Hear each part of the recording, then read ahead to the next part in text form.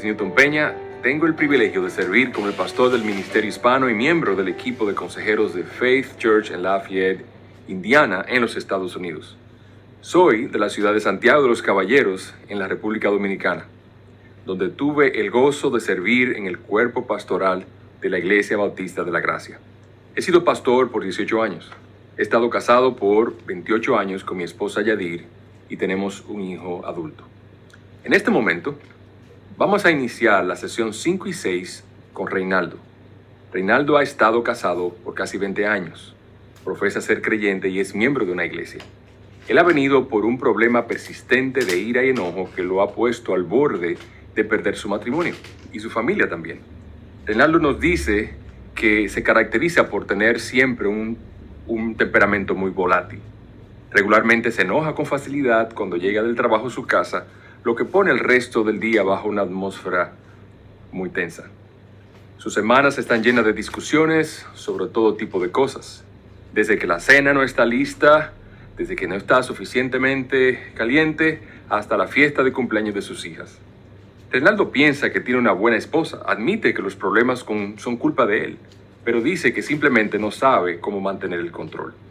Ella está realmente asustada. Llora con frecuencia y le dice a Reinaldo que tiene que cambiar. Un amigo de Reinaldo le dijo que necesitaba ver a un psiquiatra.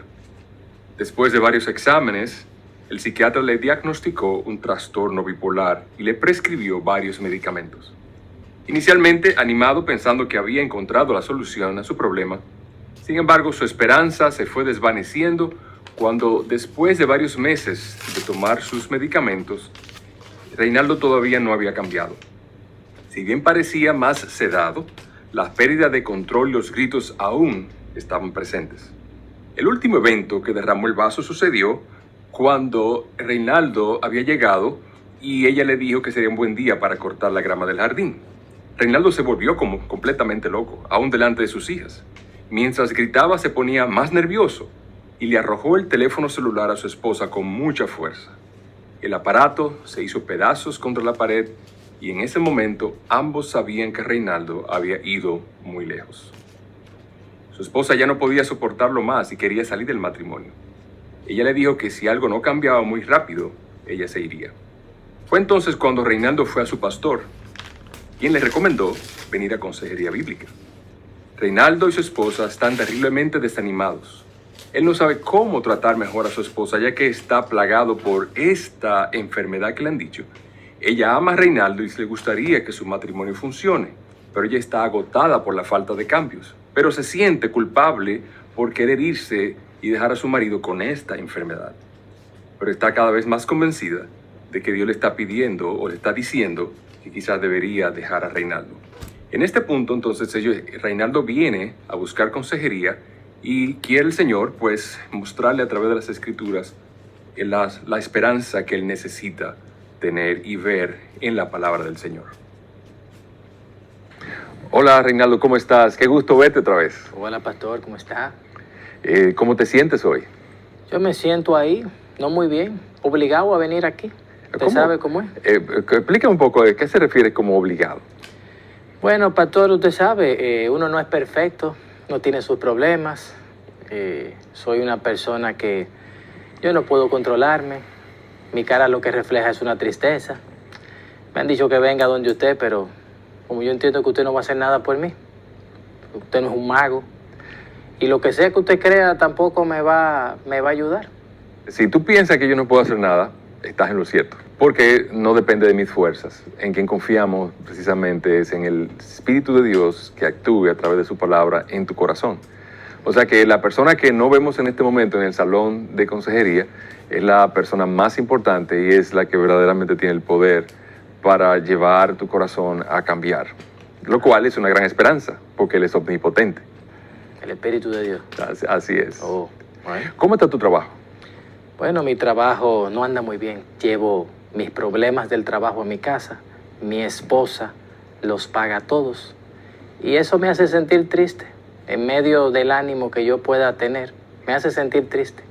Ok, pero nosotros tenemos la esperanza que el Señor habrá de cambiar. ¿Cómo están tus hijas? ¿Cómo está la vida en la casa? Bueno, ¿qué le digo?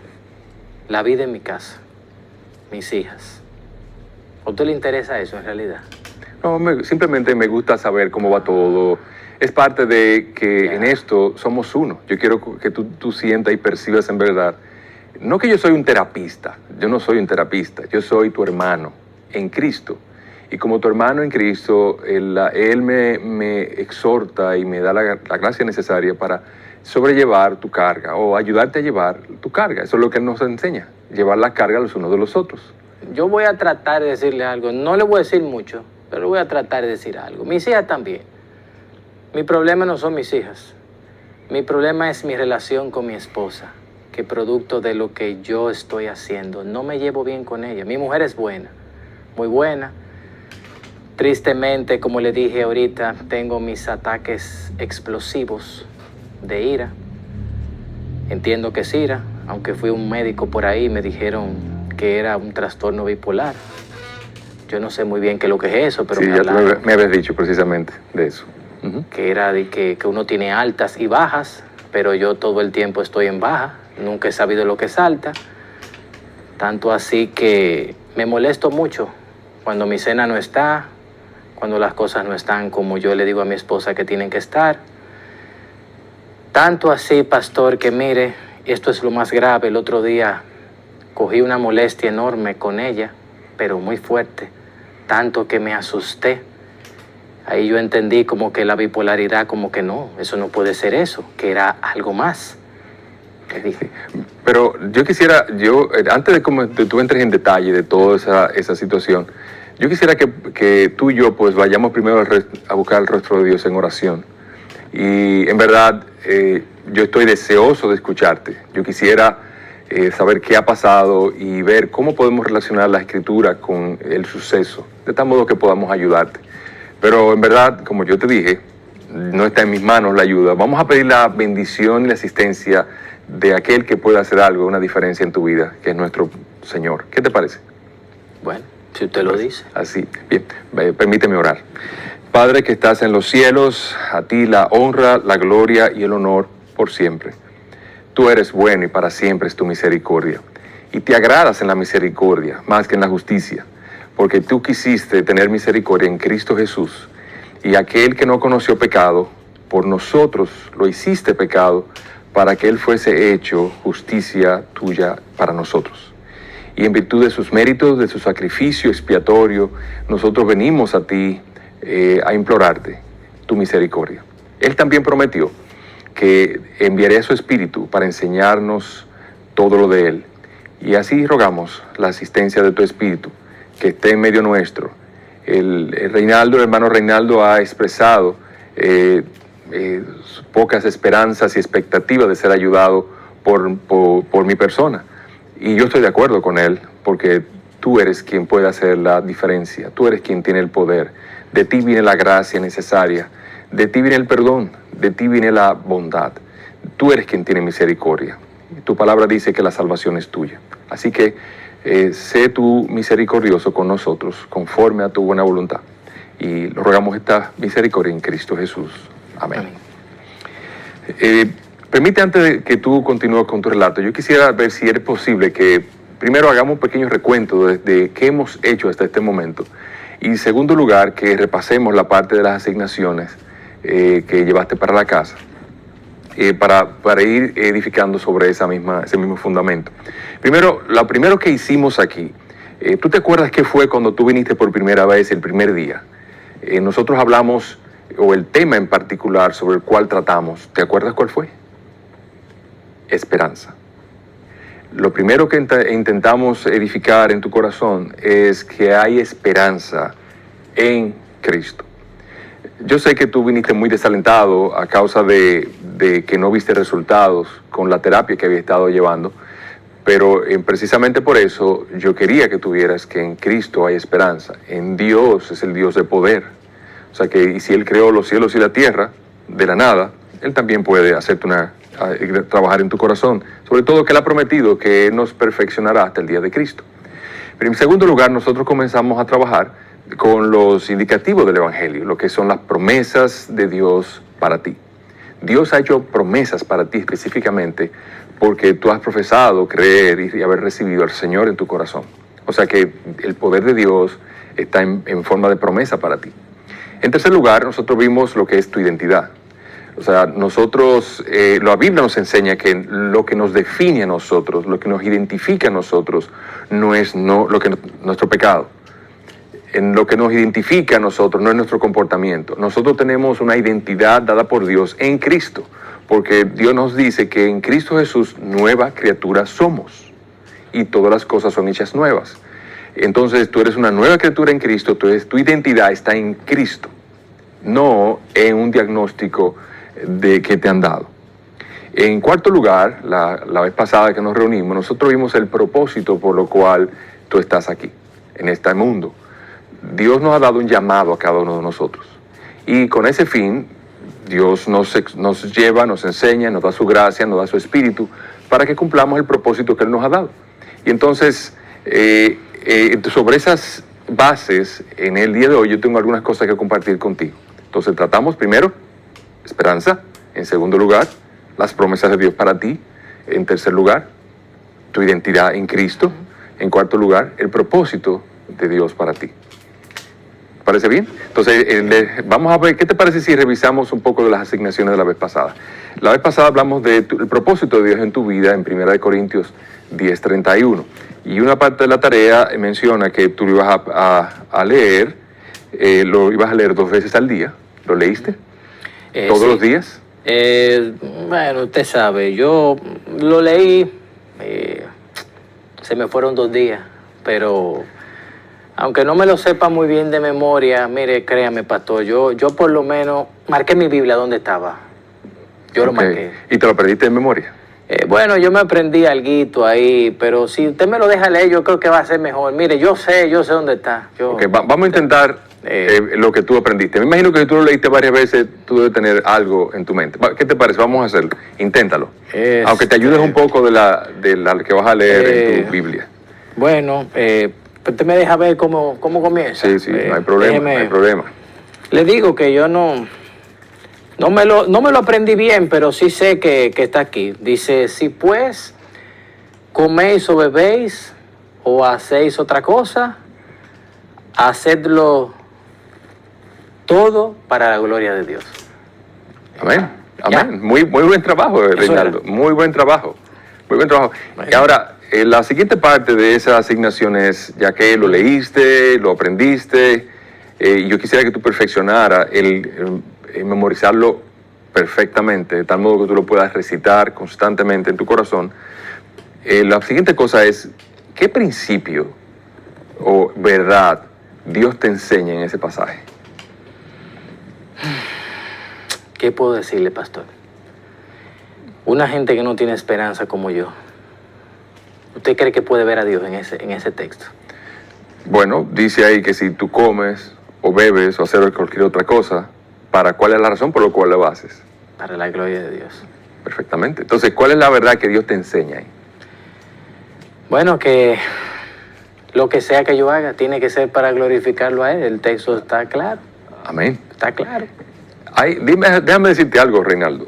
Es cierto que en ocasiones tu vida se puede ver oscura, se puede ver como sin mucha esperanza, como tú has mencionado.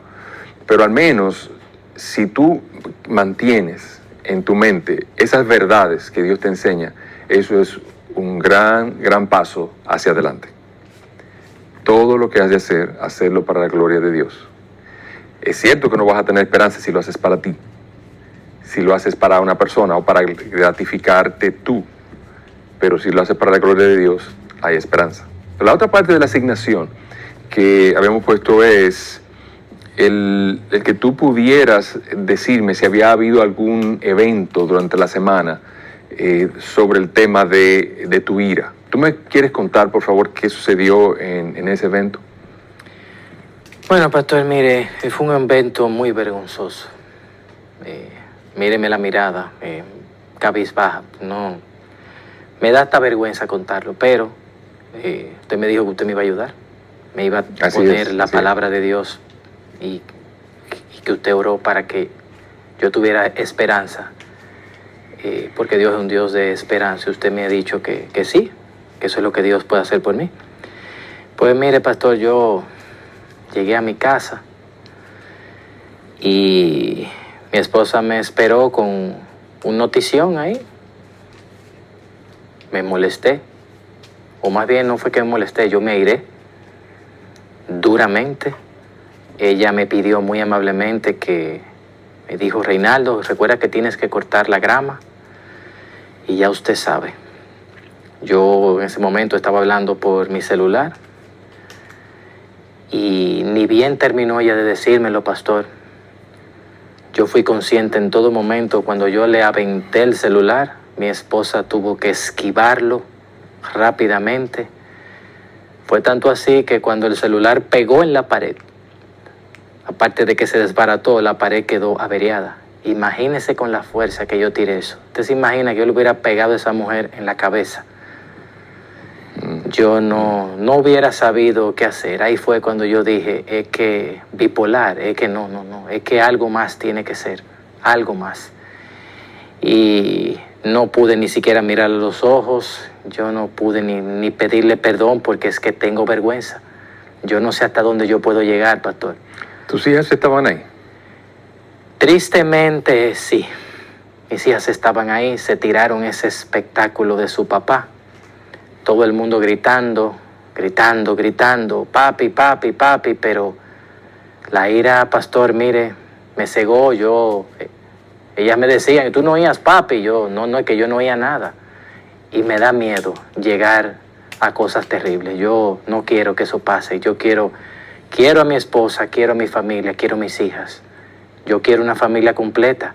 Yo soy el que está haciendo las cosas mal. Ellos quieren ayudarme, pero el que no quiere soy yo en ningún momento, porque yo pienso que no voy a mejorar nunca.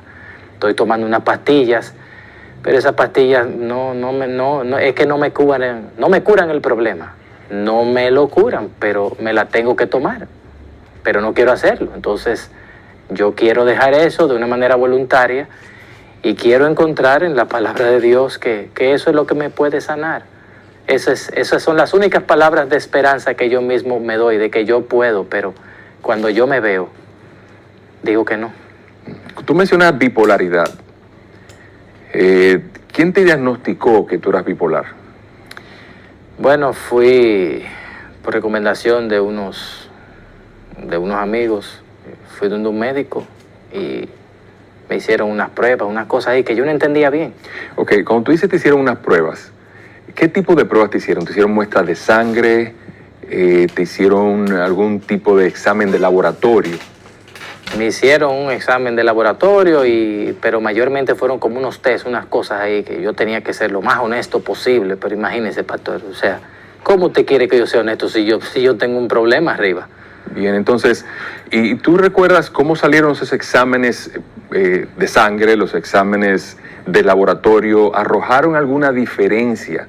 ¿O fueron básicamente los test, vamos a decir, de comportamiento, lo que arrojaron ese diagnóstico?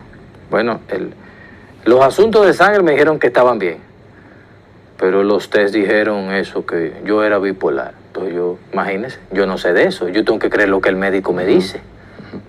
¿Y qué tiempo hace que tú te has estado tomando esa pastilla?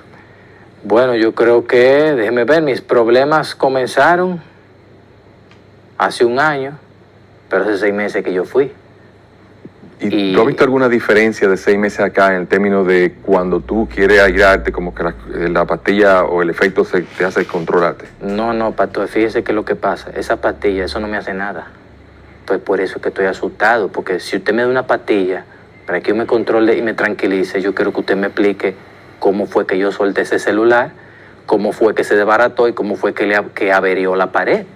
Y tú estabas plenamente consciente, tú dijiste que estabas plenamente consciente de lo que usted estaba haciendo, pero sí, no podías cómo controlar. Sí, pastor, mire, al día de hoy, yo estoy sentado aquí porque yo estoy plenamente consciente de lo que hice y yo me siento responsable. Le dije ahorita, no he podido ni pedirle perdón a mi esposa porque, imagínese, y mis hijas que estaban ahí tirándose ese espectáculo. Entonces, las pastillas no me ayudan a pedir perdón. ¿Tú has tratado, o tu esposa y tú han tratado con el pastor esta situación? Lo hemos tratado, sí, y él nos recomendó que viniéramos donde un consejero.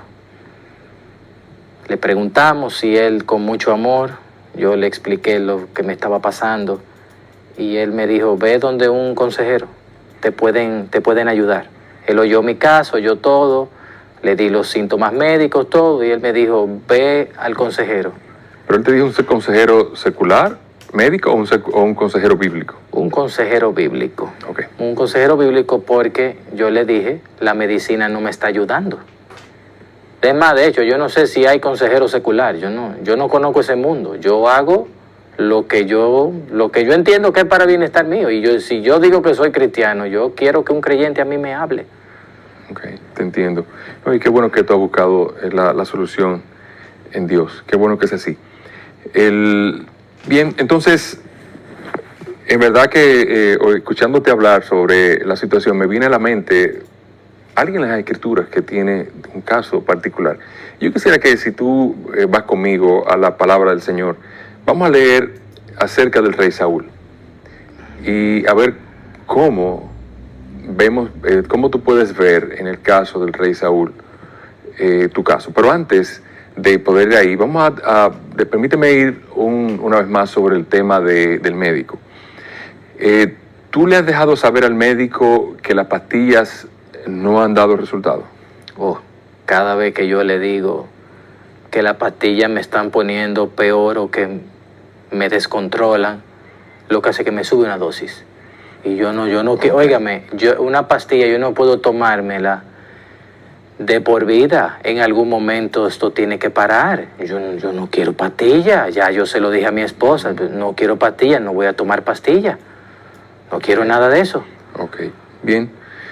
Vamos entonces, ¿qué te parece si vas conmigo a Primera de Samuel, capítulo 16, versículo 1 y 2? ¿Ya lo tienes? Sí. Sería tan amable de leerlo. Dijo Jehová a Samuel, ¿hasta cuándo llorarás a Saúl, habiéndolo yo desechado para que no reine sobre Israel? Llena tu cuerno de aceite y ven, te enviaré a Isaí de Belén, porque de sus hijos me he provisto de rey. Y dijo Samuel, ¿cómo iré? Si Saúl lo supiera me mataría.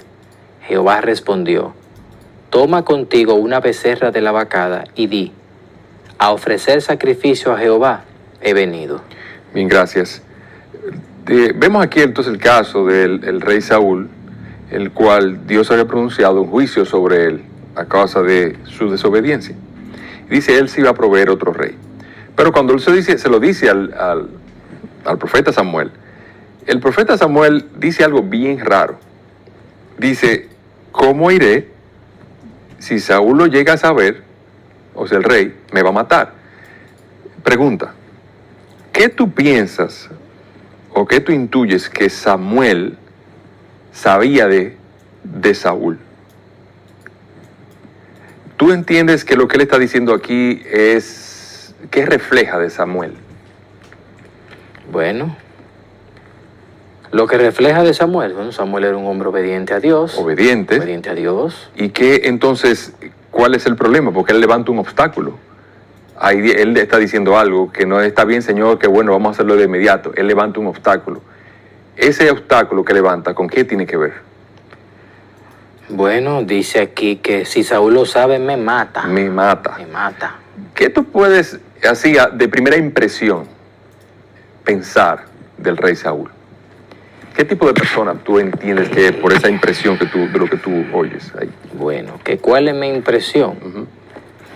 Bueno, que es una persona peligrosa, una persona que tiene un estado de ira muy peligroso, diría yo. Bueno, no lo dice que es iracundo, pero sí el hecho de que él diga, me va a matar, y menciona, en verdad, lo que da la impresión es que Saúl tiene miedo. Samuel tiene miedo. ¿Es correcto? Sí. O sea, el pasaje dice aquí que Samuel tiene miedo de obedecer a Dios. Y le levanta un obstáculo a Dios. Fíjate que hacia dónde él llega. A Dios él le dice, espérate, me puede matar. Le levanta un obstáculo. Hay un obstáculo a su obediencia y el que tiene un temor. O sea, vamos a seguir estudiando un poco sobre el carácter del rey Saúl. Y si me acompañas al capítulo 18, versículo 7.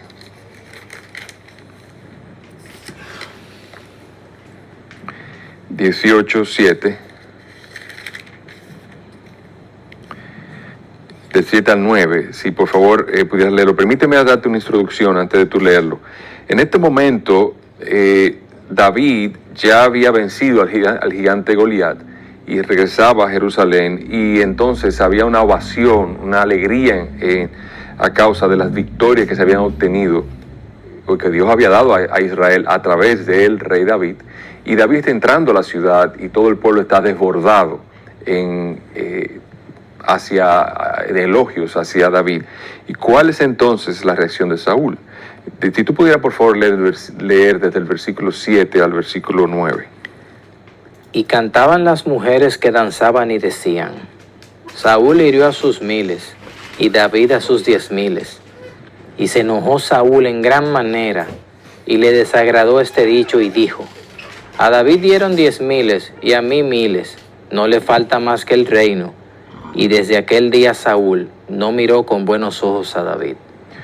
Entonces, vemos, es curioso el hecho de que Saúl, que había hablado bien acerca de David y estaba contentísimo cuando David venció a Goliat, ahora él entra a la ciudad y todo el mundo está contento, alegre acerca de la victoria que se han obtenido, principalmente contra esta gran amenaza de los filisteos.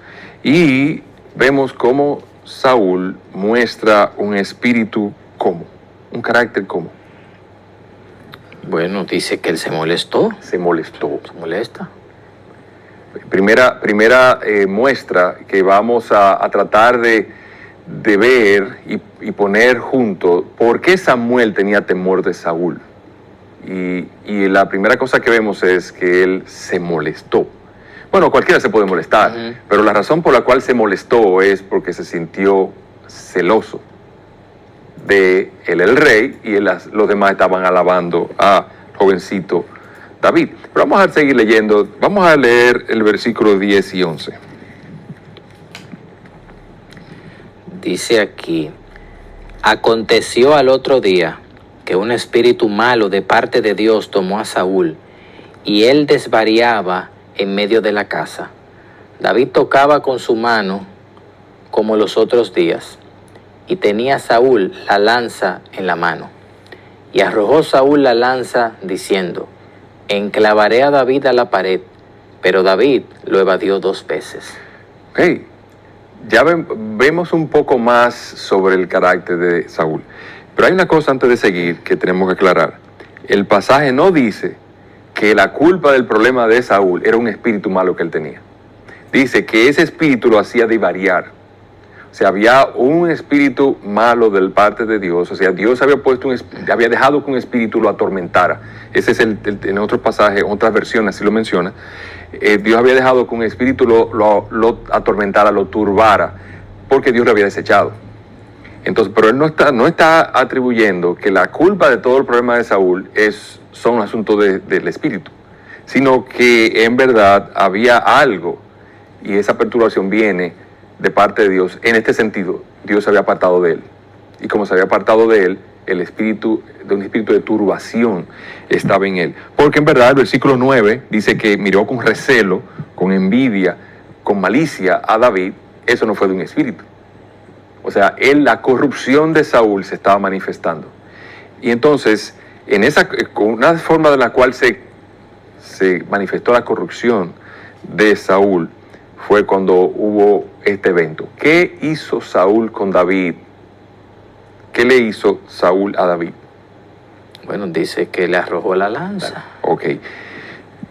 ¿Provocó David a Saúl para que le lanzara la lanza? ¿Le enviara la lanza? Imposible, no, nunca. Ok. Seguimos viendo entonces. Ya tú comienzas a ver a Saúl, que en una ocasión estaba contento con David, en otra ocasión y complacido, por eso le tocaba, y en otra ocasión estaba airado contra David. Vamos a seguir viendo entonces el versículo 18, el 17 y el 22. En ese orden, 18, 17. No, en ese mismo capítulo, Ajá, el versículo 17 ok, y el versículo 22. ok. Dice el 17. Entonces dijo Saúl a David: He aquí, yo te daré Merab, mi hija mayor, por mujer, con tal que me seas hombre valiente y pelees las batallas de Jehová.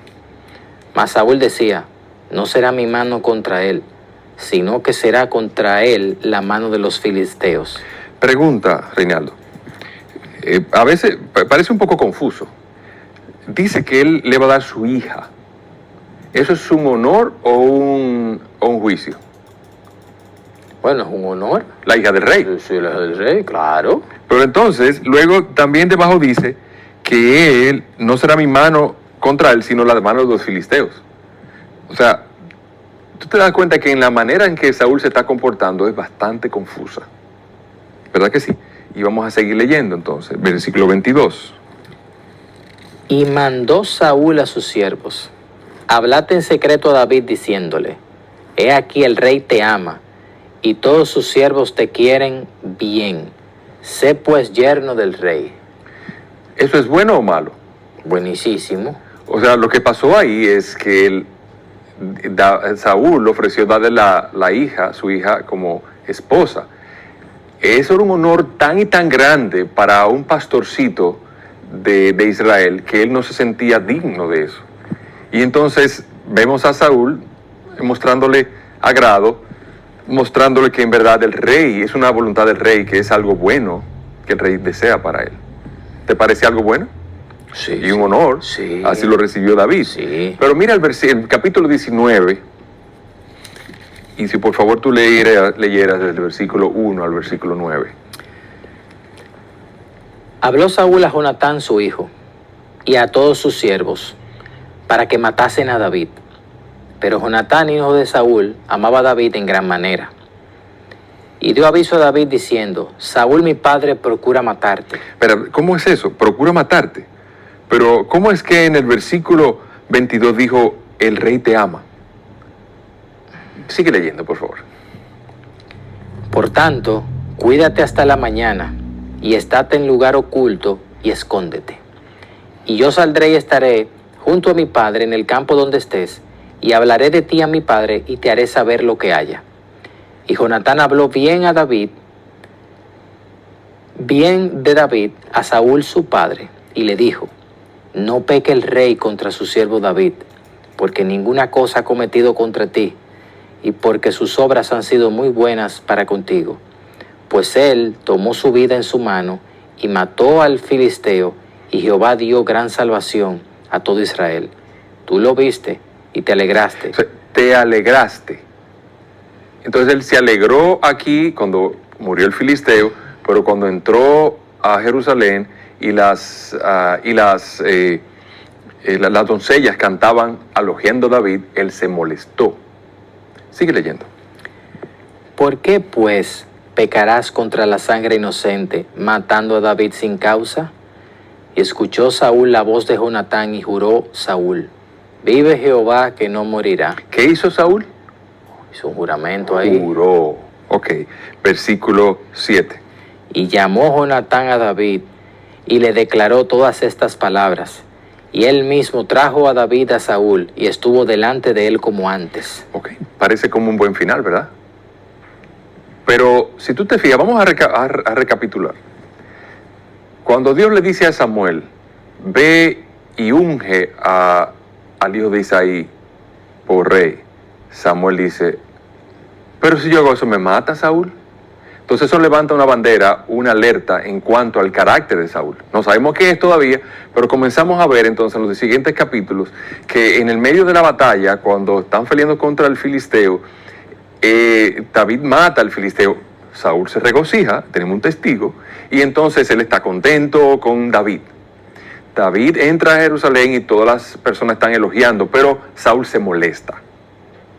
Entonces vemos cómo David está en presencia del rey y él quiere matarlo. Pero al mismo tiempo vemos que le manda a los siervos a decirle, tú le cae bien al rey. Y también quiere darle a su hija como esposa, darle un honor grande. Pero al mismo tiempo le dijo a su siervo, vamos a matar a David. Y entonces el hijo de Saúl le quiere salvar la vida e intercede por David. Y cuando él intercede por David y habla así a Saúl, Saúl le dice, pero es verdad, vive Jehová y jura, no lo voy a matar. Y David vuelve otra vez a ocupar su posición. Parece que todo se arregló, ¿verdad?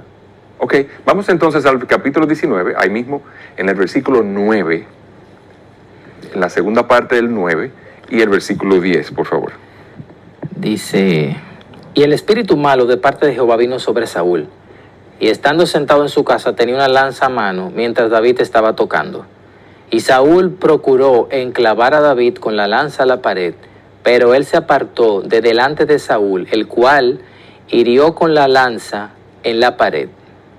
Y David huyó y escapó aquella noche. Bien, gracias. Te aprecio mucho que lo hayas leído. Entonces, pareciera que todo se había arreglado en ese momento, pero vemos entonces que hay el próximo evento. David está provocando a Saúl. No. Entonces, David está tocando, haciendo su trabajo de agradar al rey con música, y el rey, ¿qué hace? Se molesta tanto que quiere enclavar a David en la pared y le lanza algo. Vamos a ver un momentito. Es una persona que sube y baja, sube y baja, sube y baja. La pregunta sería, ¿tú piensas que si ese es el rey Saúl fuera a la persona, al terapista donde tú fuiste a consultar, ¿qué tú crees que él le diagnosticaría? Bueno, lo mismo que me diagnosticó a mí, que bipolaridad, porque un día Saúl estaba de risitas, todo estaba bien, todo bien, mira, te voy a dar a mi hija, le dijo que hasta que lo amaba y Saúl actuaba con David como otra gente, le mandaba decir algo, pero él en persona era otra cosa. Es muy importante lo que estamos viendo en lo que respecta a tu vida, Reinaldo, porque si ese terapeuta habla así de Saúl y le hubiera, en tu juicio, haberle diagnosticado esto a Saúl, fue lo mismo que te diagnosticó a ti. Ahora, ¿qué dice la Biblia acerca de Saúl? ¿Realmente era Saúl bipolar? ¿O cómo llama Dios al problema de Saúl? Y eso volvemos entonces al capítulo 16, en el primer versículo. Versículo 1 y 2.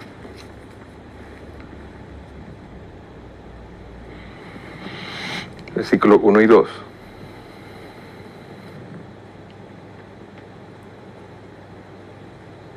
Sí, por favor, léelo. Lo leo. Sí, por favor. Pero es que el versículo 1 es suficiente. Es que la historia está muy interesante, entonces veo que ya comienzo a tener sentido. Dice, versículo 1, dijo Jehová a Samuel, ¿hasta cuándo llorarás a Saúl, habiéndolo yo desechado para que no reine sobre Israel? Oh, habiéndolo yo desechado. ¿Qué es esto? ¿Qué significa que Dios desecha a una persona? ¿Y qué significa eso?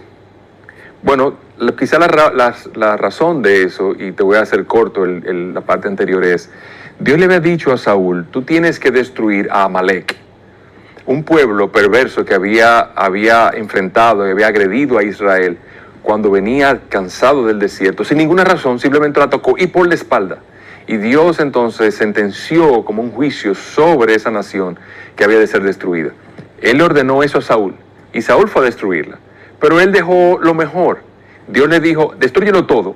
Y él decidió por su propia cuenta dejar algunas cosas por su cuenta. Y Dios entonces le dijo, ¿cómo es eso, Saúl, que tú me vas a desobedecer? Yo te dije que hicieras esto y tú haces otra cosa.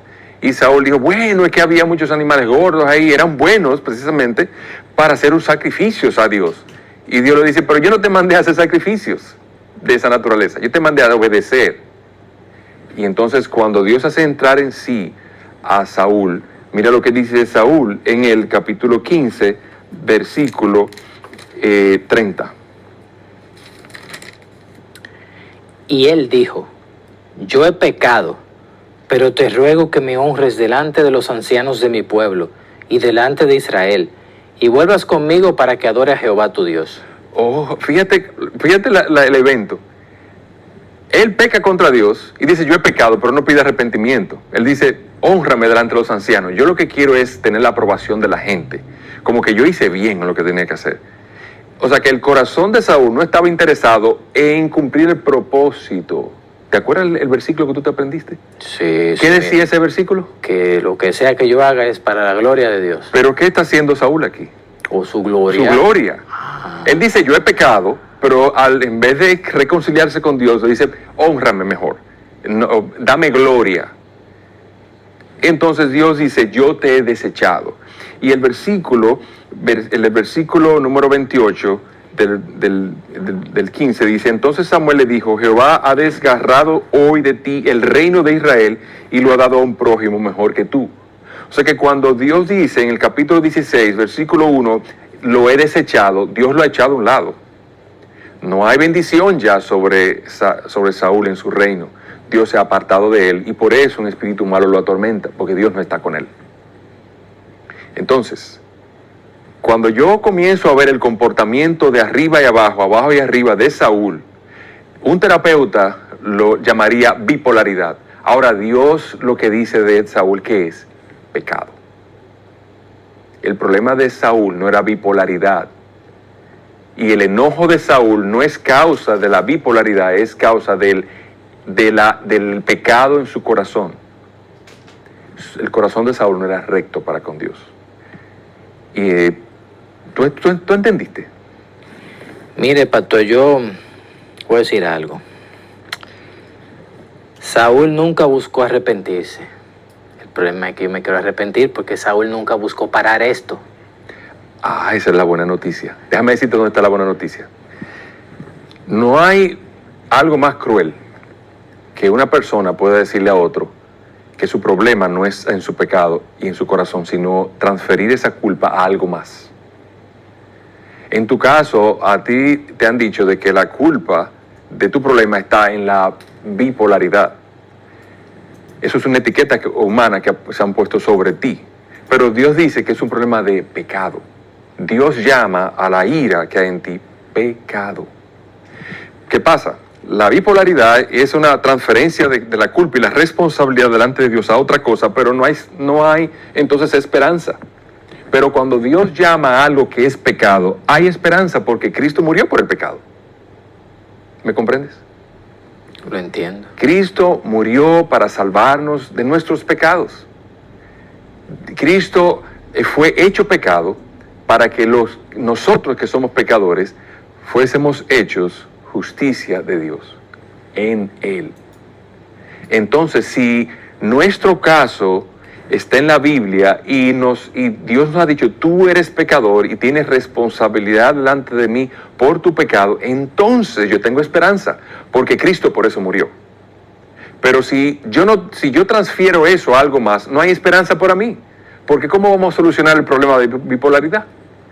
¿Cómo vamos a resolver el problema de la etiqueta? ¿Me comprendes?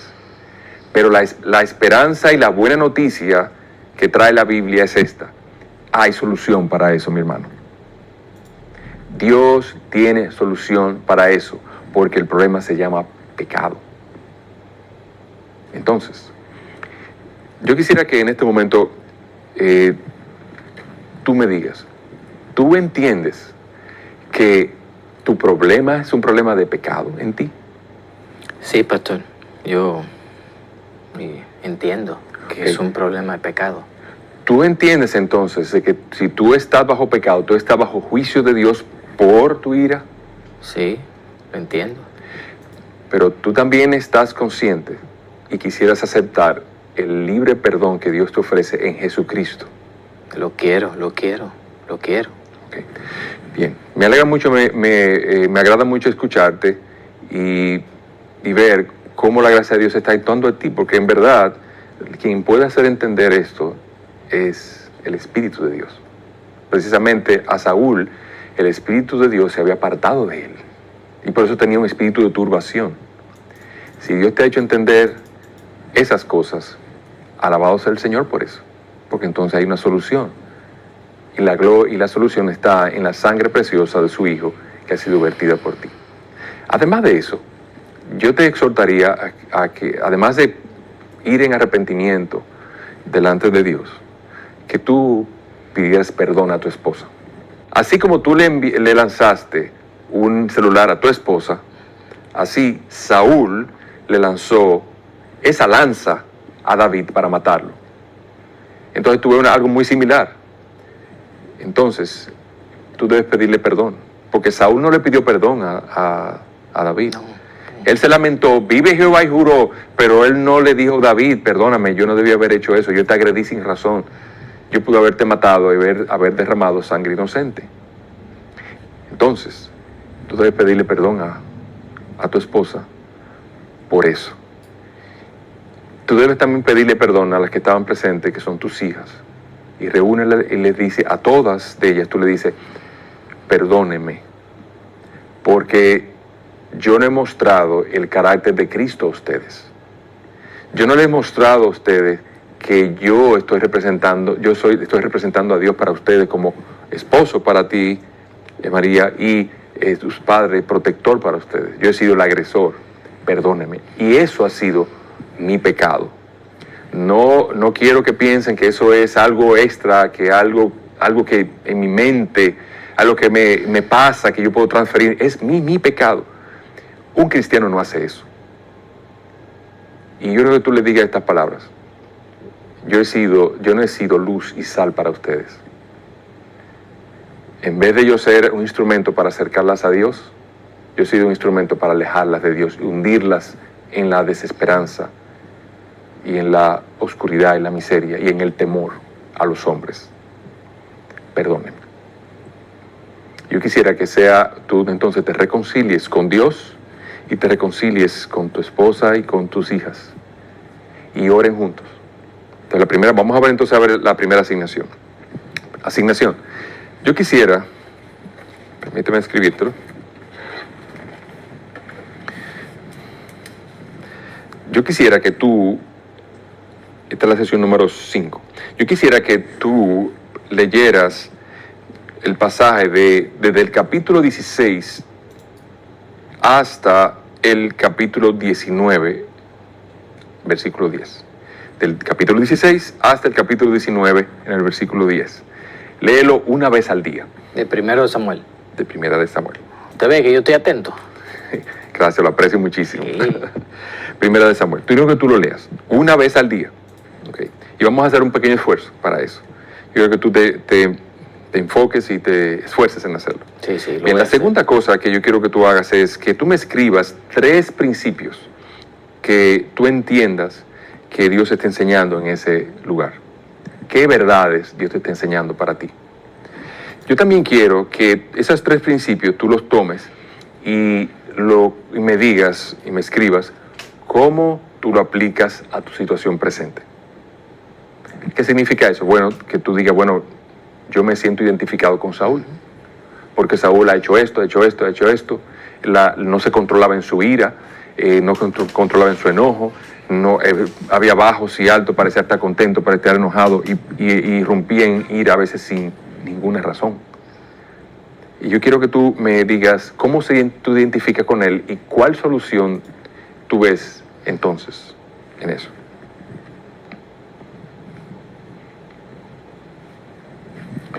Bien, yo quisiera también que por favor tú tomaras notas en la iglesia el próximo domingo. Una cosa muy importante es que Dios ha dicho que Él está presente con su pueblo, en su iglesia, cuando está reunido. Entonces yo quisiera que tú asistas fielmente a la iglesia y tomes nota de los servicios en tu iglesia. Eso es muy importante. Y que tanto tu esposa como tus hijas asistan contigo. Bien, yo quisiera también que tú comenzaras a leer una porción de las Escrituras. ¿Tú estás haciendo un devocional? Sí. Okay. Me da trabajo, pero lo hago. Okay. Yo quisiera que lo hiciéramos de manera regular. Y de esta manera yo quisiera que tú lo hicieras. Vamos a tomar, por ejemplo, el libro de Primera de Juan. Yo quisiera que tú lo tomaras y leyeras un capítulo al día. Y tú sacaras una verdad de cada capítulo, cada vez al día. Entonces, la manera de eso es, yo no espero que tú te pases media hora en eso. La manera que espero que tú lo hagas es, tú vas a leerlo y a meditar sobre eso.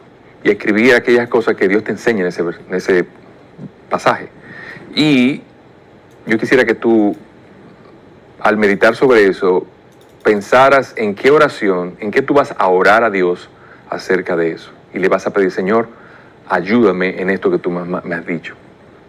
Arrepiéntete de aquellas cosas que Dios te habla en tu corazón y pide perdón por eso y ora por gracia en ti, para tú obedecer, para tú formar un carácter más como Cristo. ¿Tú entiendes? Sí. Yo también quisiera que tú comenzaras a elaborar una lista de oración. Por ejemplo, tú puedes tomar los lunes a orar por ti, de tu carácter, tu trabajo, por tu vida eclesiástica. Quisiera también que tú comenzaras a orar por tu martes, por ejemplo, tu esposa, miércoles por tus hijas, el jueves por la iglesia, el viernes por tu trabajo. Y así cada día tú vas a estructurar una oración. Yo quisiera que al final de este tiempo juntos, tú en verdad percibas que tú tienes una comunión más íntima con Dios y que se pueda decir de ti, tú eres un hombre de oración. ¿Qué te parece? Sí. Bien. Entonces, la última cosa que te voy a añadir es acerca de un diario de problemas. Por favor, déjame saber si hay algo que ocurra durante la semana, algún otro evento, lo más mínimo, discusión en la cual tú entiendas que tú te has airado. En este momento lo que yo he querido hacer, básicamente, es que tú veas en las Escrituras la solución a tu mal. No que tú dejes de transferir la culpa a algo más. Y tú te veas responsable delante de un Dios santo, que te hace responsable por el pecado en ti. Pero que ese pecado del cual tú eres responsable, otro se ha hecho responsable por ti, lo cual es el Señor Jesucristo. Y lo ha hecho con él clavándolo en la cruz. ¿Te parece? Sí. Bien. Entonces, por favor, si ocurre algo, tú lo escribes, así como me contaste al principio. ¿Qué te parece todo lo que hemos visto hoy, entonces? Bueno, yo le dije al principio, ¿usted cree que hay alguna esperanza? ¿Qué tú dices? A mí la parte que me agrada de todo eso es que Dios te lo diga, no yo. Me lo dijo, y ya pude entender. Saúl y yo no nos parecemos.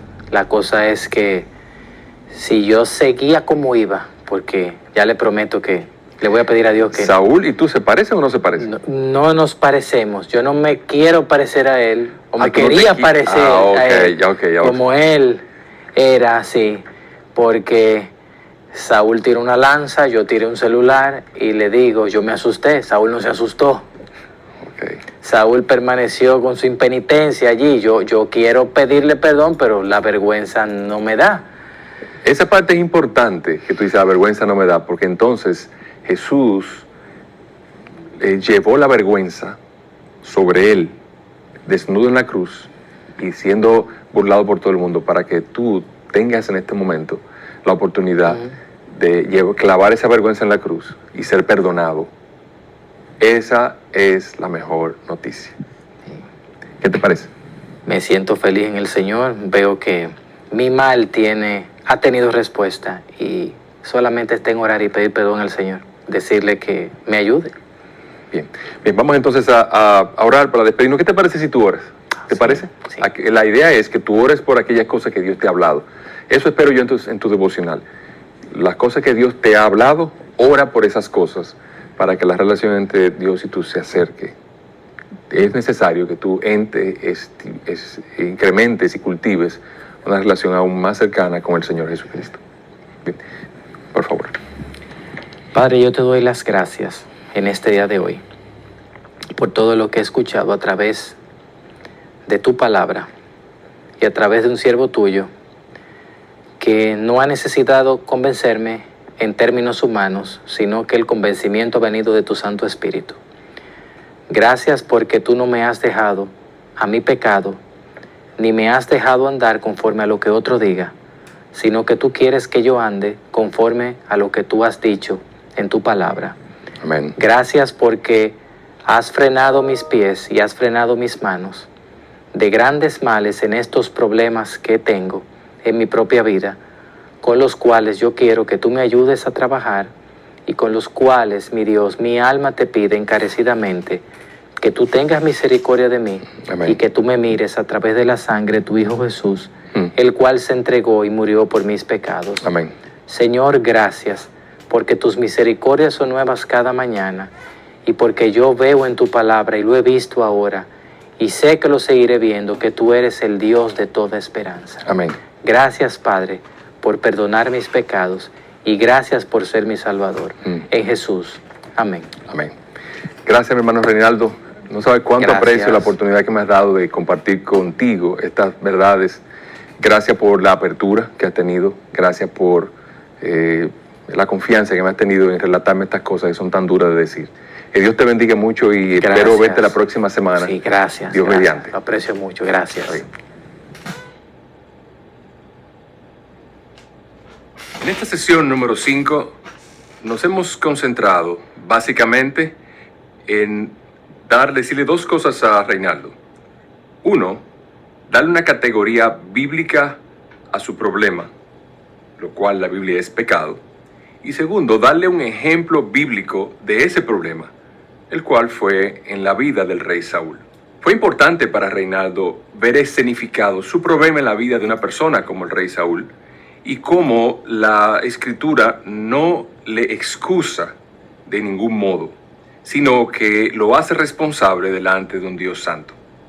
Entonces, de ese mismo modo, con Reinaldo, y a pesar de que entendemos que debía haber sido duro para Reinaldo comenzar a entender que su problema no es una enfermedad al cual él podía traspasar la culpa, sino un problema que la Biblia llama pecado, en verdad es precisamente la misma fuente de su esperanza, porque la Escritura tiene esperanza para el pecado, el cual es Jesucristo.